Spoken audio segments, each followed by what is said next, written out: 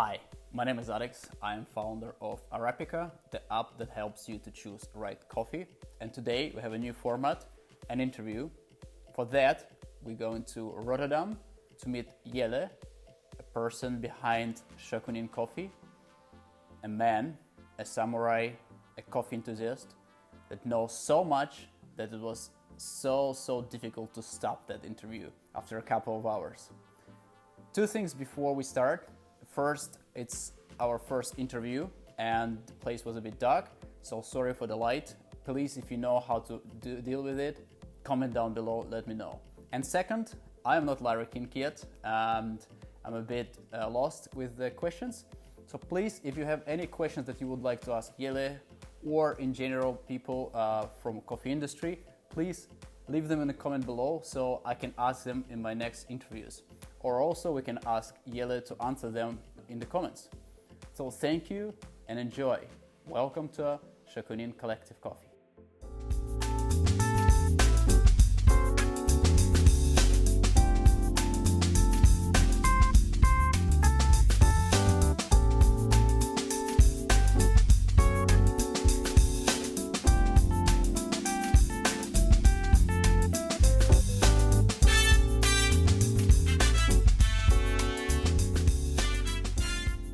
Yeah, sure.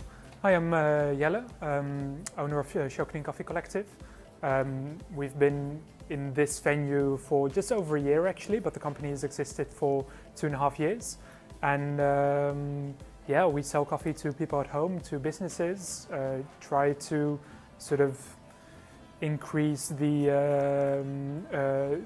wellness of the producers that we work with. We work a lot with sustainability, with long-term investments, with quality procedures. It's a Japanese word. It's like most Japanese words, it's very difficult to translate, but basically it means an artisan, someone who's really a master of their craft and who pursues perfection to such an extent that the entire community around him benefits from it. People know me for being very precise with coffee and being very focused, but I actually started my own coffee brand, not to make the best coffee, but actually to make very good coffee and to make everyone benefit from it. Difficult to keep it a small history, but it started, I think, 8 or 10 years ago. My sister had a part-time job at a cafe here in the city. And then I was doing hotel management studies, already learned a lot about wine and about flavor, about gastronomy. And she took me for my birthday to a coffee cupping in Amsterdam at the headquarters of that cafe. And that was the first time when I tasted specialty coffee, and there were 10 Ethiopian coffees on the table, and I was like, wow, what's going on? So that's when I started exploring the world of coffee in my spare time at home. And that just became a hobby that grew out of hand. And after a certain time, my parents also started buying specialty coffee and experimenting with different beans at home. And then they actually took us, my sister and me, on an origin trip to Colombia by sort of acquaintances that we met. So we visited a couple of different coffee farms, and my parents decided to start their own coffee shop with the coffees from the farms that we visited. So I helped them set up the company, and then after a while I got a job offer from a roastery here in Rotterdam. I started working there. Then after a while I left and I went to a new roastery where I became co-manager. And then after 2 years I actually took over that company. So that's when I started sort of being entrepreneur in coffee. And at the same time I decided to sort of build my own brand, starting from that company, but then slowly turning it into my own thing. And that's what led us here. Sort of it started as Steelman Coffee Branders. That was the previous name for it. And 1.5 or 2 years ago, I actually sort of rebranded it to Shokunin. That was the process that took about 1.5 years. So Shokunin is now 2 years old. From a lot of different countries. So yeah, we have 20 different coffees. So we have a lot of producers that we work with. Some of those you see here around the roastery. We have produce from Costa Rica, Colombia, Ethiopia, Congo, but also Honduras, Myanmar, Rwanda, everywhere. We try to work together with those producers a lot. Calling it direct trade is a bit vague in my opinion, but we do work a lot with the producers and sort of try to see how we can improve the quality, try to find ways to make the production more sustainable, both socially and financially. And we generally keep importers involved to actually get the coffee here to Holland. So usually we work together with both the producer and the importer to increase the quality. I think it's our Argote. It's from Colombia, and I just love Colombian coffees. They're the most sweet and diverse of all. But with the Argote family, I have such a good relationship. I've been working with them for 5 years already, and we do a lot of projects together, a lot of experiments with different processing techniques.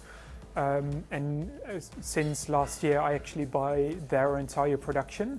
And with them, we can just sort of determine for ourselves, hey, this is the process that I want to do, or this. And for instance, last year, they produced 2,000 kilos of coffee.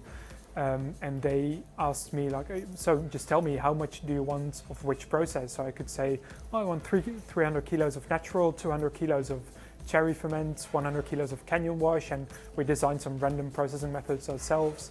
And I invested a lot in that farm to just make the work easier for them, and I visited them a few times, so yeah, that's a coffee I will always remember. Yeah, with most producers it's a family business, but that's really sort of their own farm of just 2 hectares.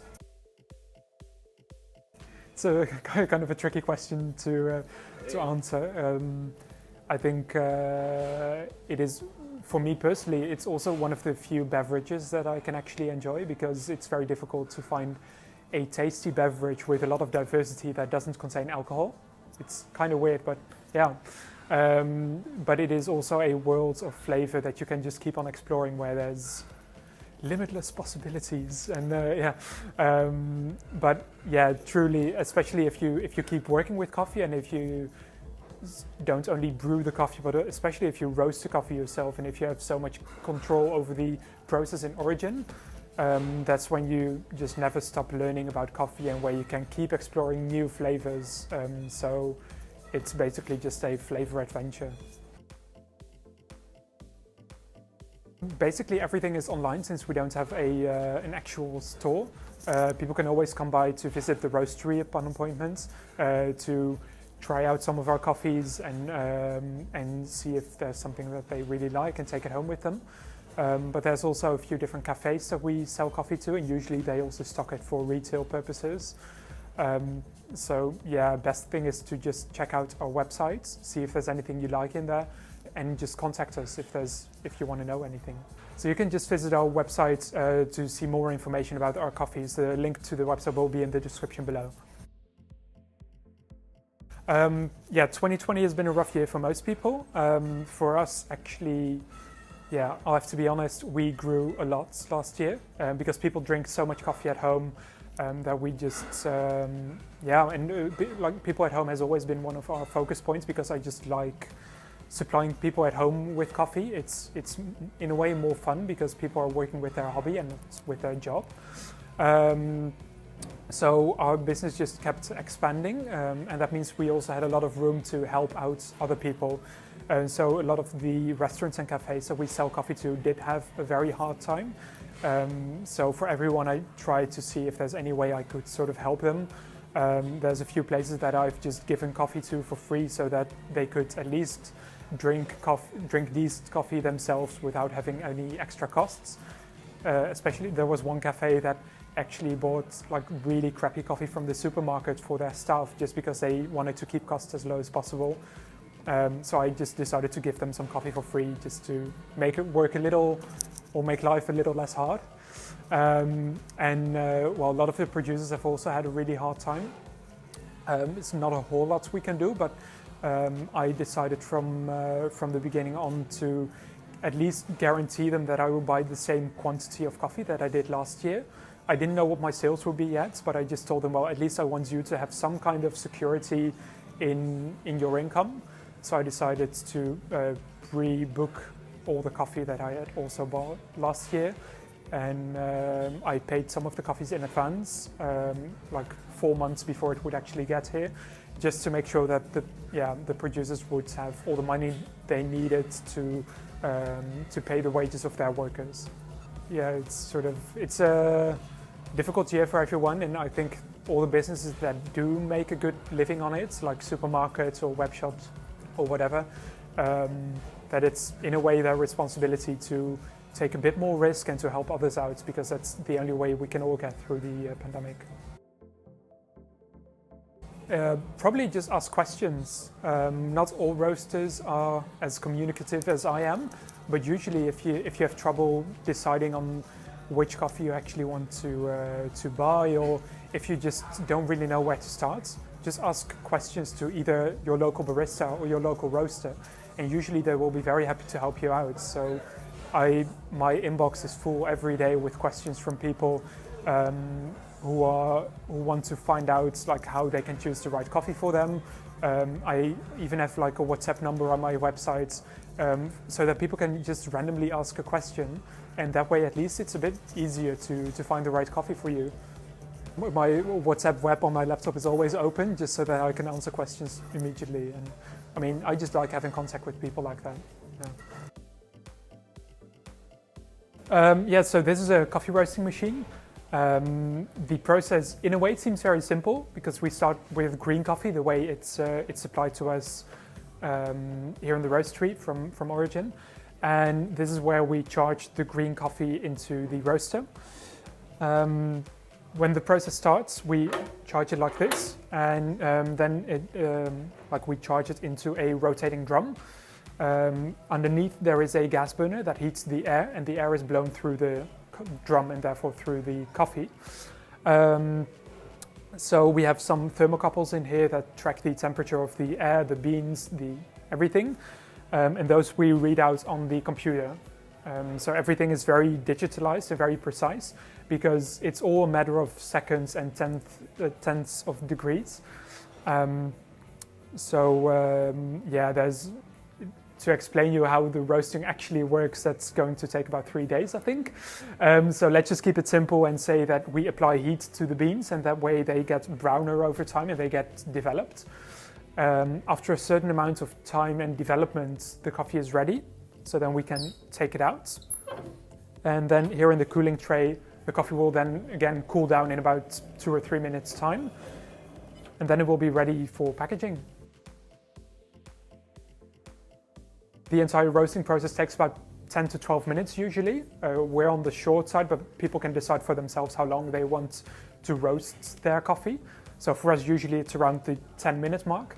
And at that time, the coffee gets from 15 degrees up to usually around 200 degrees. There's 1 million coffee producers, so there's like a couple of million different coffees that you can choose from. So you can always buy different coffees to get new flavors, because each coffee has its own intrinsic flavor profile. But of course you can also change the way you roast the coffee to change the flavor a tiny bit, and it all just depends on what I feel like doing. That's one of the fun things about being a roaster. You can change the flavor yourself a lot. And so the way we work is we actually try to have very stable flavors and to have the same lineup every year by working with the same producers, roasting the coffee very consistently. But for each coffee, I always try to find the flavors and the balance that I want to get from it. Well, yeah, I mean, you never really stop learning. And in the beginning, it's all about like tracking your roasts and making sure that you can do it consistently. But over the years, you progress in the amount of control that you have over the flavor. And even now, I'm still sort of learning about consistency and about balance and about mouthfeel and everything. So you never really stop. There are some classes that you can do, like you can get certifications, and there's places where you can do workshops, but yeah, mostly like most things, you just learn it on the job. Yeah, I mean, you just play with it basically. I mean, you just get the coffee brown, taste it, and then see what you want to change. Basically, it's always a matter of improving and not necessarily already knowing how it's going. For roasting, I have certain ideas on what's going to work. But for instance, if I were to install a new roasting machine here, it would have new thermocouples and everything would be different because the temperatures will be completely different and the readouts will be different.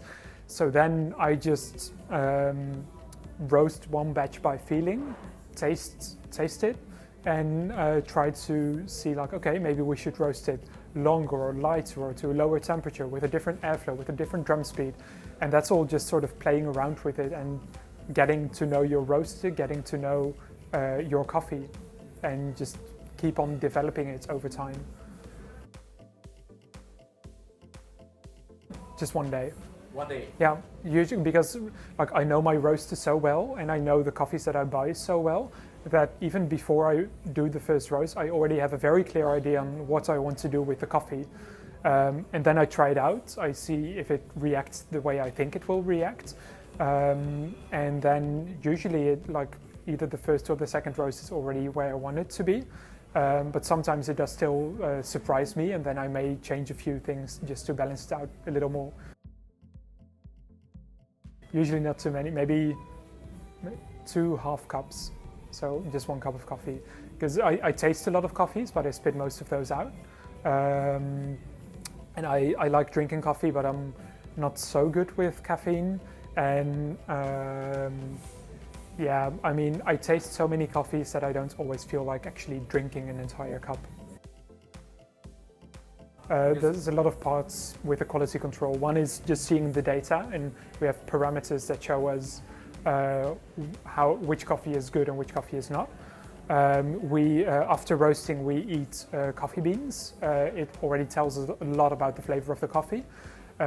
We brew the coffee here for ourselves as filter, as espresso, and every so often we also do coffee cuppings, so coffee tastings where we compare all the different coffees that we have and the different roasts that we have, just to make sure that the quality and the consistency is there. If it doesn't meet our quality standards, 1 or 2 things can happen. One is that we keep it to give it away to the church, for instance. And the other thing is we just throw it away, because everything that carries our name and our label has to be of that quality. So it's a bit of a shame. Usually I think on average we throw away 6 kilos of coffee a week. And it does hurt a little, but that's just part of our quality control and our sort of quality assurance to our customers. The advantage is that if we throw coffee away, we need to roast it again. And that means that we actually buy more coffee from our producers.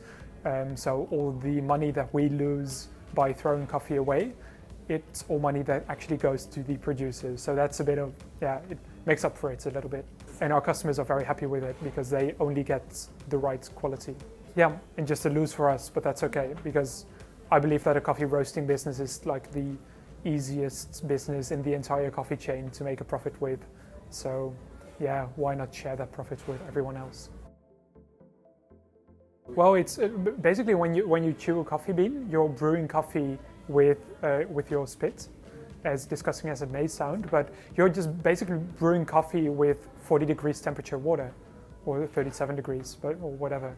And it happens at the same moment. Yeah, and so it takes some getting used to, but once you're used to it, I think it's a great indicator of coffee quality. So I can just taste the bean and immediately tell, like with our own coffees and with our own roasting profiles, I can eat a bean and tell you the end temperature of the coffee by 1/10 of a degree accurately. But I can also, if I get a coffee from a different roaster and I can eat a bean, I can already tell if it has any roasting defects. And I can also sort of tell for myself the kind of brewing recipe that I will need to brew the coffee. So once you get used to it, you can learn a lot about a coffee by just eating one bean instead of actually brewing an entire coffee. Thanks for watching. I hope you like this format. We're going to make more interviews from different roasters, different people in industry, and actually from different countries. Please smash the like button and subscribe to don't miss these interviews. Thank you and goodbye.